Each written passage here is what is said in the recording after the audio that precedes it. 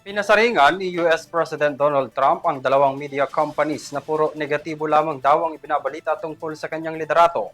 May balitang abroad si Son Santiago.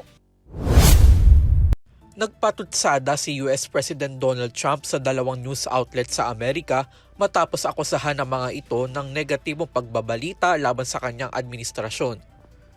Sa kanyang post sa Truth Social platform nitong linggo araw sa Amerika, pinuntiriya ni Trump ang ABC at NBC News na aniyay 97% bad stories ang inilalabas tungkol sa kanya, bagamat wala itong binanggit na detalye kung ano-ano bang mga report ito.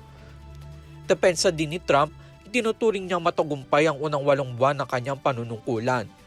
Pasaring pa nito, nagsisilbi raw ang naturang mga istasyon bilang armas ng Democrat Party na taliwas sa kanyang kampong Republicans at banta rin umano ang mga ito sa kanilang demokrasya. Iginiit niya na dahil dito, dapat nang bawiin ng Communications Commission ng bansa ang kanilang broadcast licenses matapos paratangan na naman ang mga ito ng pagiging bias at hindi makatotohanan.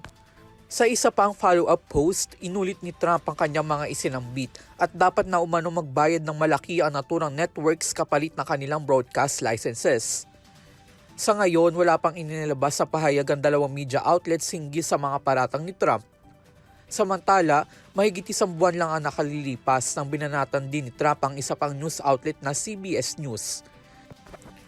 Naghain kasi siya ng kaso laban sa outlet matapos niyang akusahang inedit umano ang isang interview sa kanya bago ang US elections upang palabasin na mas may kakayahan ang kanyang katunggali sa pagkapangulo na si dating Vice President Kamala Harris. Para sa URI TV News, ako si Son Santiago, sumasaludo sa bawat Pilipino.